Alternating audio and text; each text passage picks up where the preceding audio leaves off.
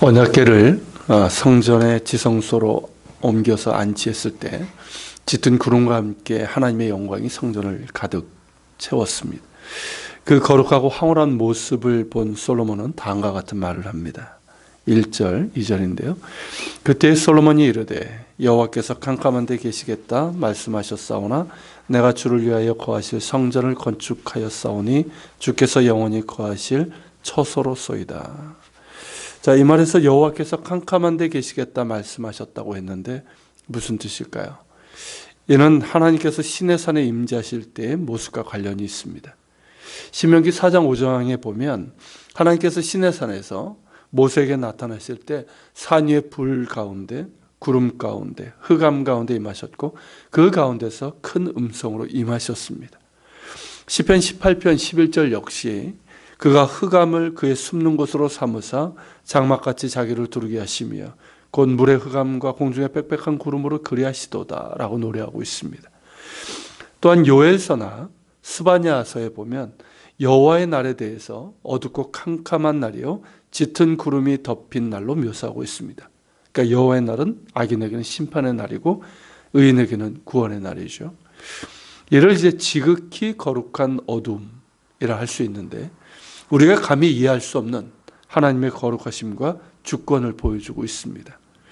하나님께서는 과거 성막이 완성되었을 때도 지성소 위에 구름 가운데 임재하셨습니다. 그렇게 임하신 이유는 거룩하신 하나님의 영광으로부터 죄인인 인간을 보호하시기 위함입니다. 그리고 솔로몬이 성전 봉헌을 하는 이때에도 동일하게 임재하셨죠. 하나님께서 임재하셨을 때도 구름으로 또 임하셨습니다. 경이롭고 두려울 만큼 거룩하신 하나님의 임재였고 영광이었습니다. 바로 그것을 말하고 있는 겁니다. 그렇게 경이롭고 두려울 만큼 거룩하신 하나님께서 임재하셔서 거하실 장소로 성전을 건축하여 주께 바치게 되었음을 감사드린다는 뜻입니다. 또한 그 성전에 영원히 임하여 주시기를 구하는 간구이기도 합니다. 이어서 솔로몬은 백성들을 축복하며 말합니다. 그 축복의 말은 먼저 하나님께 영광과 감사를 돌림으로 시작하게 되죠. 바로 4절인데 이스라엘의 하나님 여호와를 성축할지로다. 여호와께서 그의 입으로 내 아버지 다윗에게 말씀하신 것을 이제 그의 손으로 이루셨도다. 이스라엘의 하나님 여호와를 성축할지로다. 이 말은 하나님을 복되다 찬양하는 말로 지금도 유대인들이 많이 쓰는 감사 찬양의 표현입니다. 솔로몬은 이 성전은 하나님께서 그의 아버지 다윗에게 말씀하신 것을 친히 그분의 손으로 이루신 것이다 라고 고백하고 있습니다. 무슨 뜻입니까? 솔로몬 자신이 임의로 어떤 정치적인 목적이나 자신의 이름을 내기 위해서 건축한 것이 아니라 하나님께서 친히 아버지 다윗에게 말씀하신 것이고 그 말씀대로 이루신 것이라는 뜻이죠. 7절 8절에서 말하는 것처럼 다윗은 하나님의 이름을 위하여 성전을 건축하고자 하는 마음이 있었습니다. 그리고 하나님께서는 그 마음을 기쁘게 여기셨습니다. 그 어떤 다른 목적 없이 순수한 마음으로 하나님을 사랑했고 하나님의 이름을 위해서 성전을 건축하고자 했던 그의 마음의 중심을 보셨기 때문입니다. 그러나 수많은 전쟁을 치렀던 그에게는 허락하지 않으셨는데 이는 성전이 하나님의 안식이요 평화의 자리이기 때문입니다. 대신 그의 아들이 성전을 건축하게 될 것이라고 말씀하셨죠.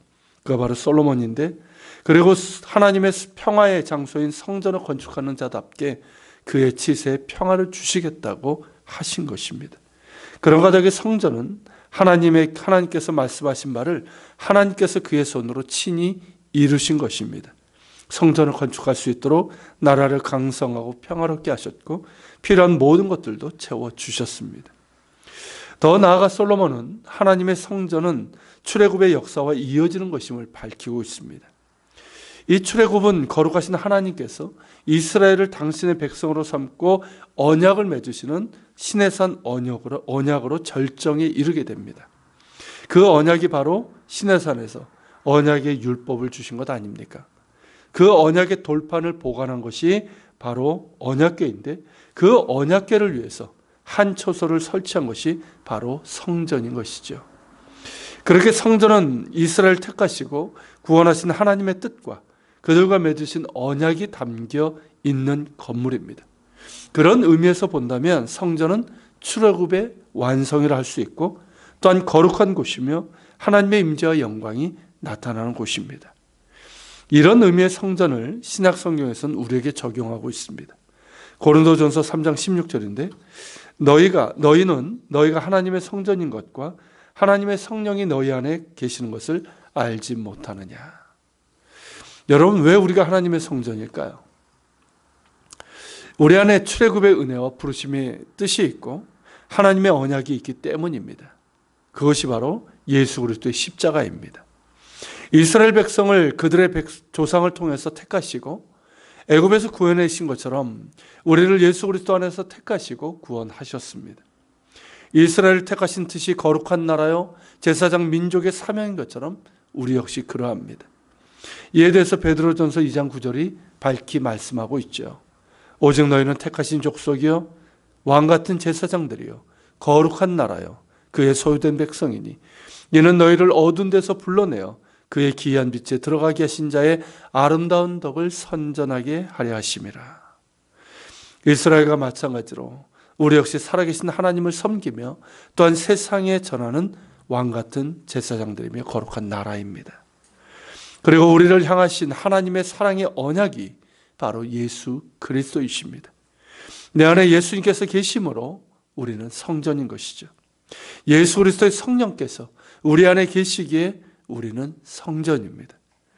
출애굽의 구원과 부르심과 그 언약이 성전에 담겨 있는 것처럼 우리 안에도 예수 그리스도 안에서 베푸신 하나님의 구원과 부르심과 영원한 언약이 담겨 있습니다. 우리는 성전입니다. 이 사실을 잊어서는 안 됩니다. 그런 까닭에 거룩한 삶을 살아가야 하는 것이고 먼저 주의 나라와 의를 구하는 삶을 사는 것이고 무엇을 하든 하나님의 영광을 위하여 하는 것이 되어야 되고 하나님께 우리의 마음과 진리로 예배하는 예배자가 되어야 하는 것이죠. 우리를 통해서 예수 그리스도께서 드러나시고 또 하나님의 살아계심이 나타나며 영광 받으신다면 성전을 통해서 영광 받으실 하나님의 임재가 우리 가운데서도 임하게 될 것입니다. 오늘도 예수 그리스도의 성령을 모신 성전으로서 살아갈 수 있는 우리 모두가 되기를 소망합니다. 우리 같이 기도합시다. 주님, 출애굽과 시내산에서 언약의 돌판을 주시고 히브리 노예들을 당신의 백성으로 삼으셨던 하나님, 그 언약의 돌판, 그것이 곧 성전의 모심으로 하나님의 임재, 성전이 그리고 출애굽의 완성이 이루어졌나이다. 주님, 그 은혜가 예수 그리스도 안에서 우리에게 그대로 온전한 모습으로 임하게 하심에 감사합니다. 예수 그리스도를 통해서 우리를 택하시고 또 우리에게 영원한 언약을 두시며 또 예수 그리스도의 영 성령을 통해서 우리와 함께 하셔서 우리를 성전되게 하신 주님을 찬양합니다. 성전으로 살아가게 하여 주시옵소서. 성전으로 하나님을 예배하게 하시고 하나님의 영광을 나타낼 수 있는 우리가 되게 하여 주시옵소서. 우리 같이 기도하며 주님 앞에 나아갑시다.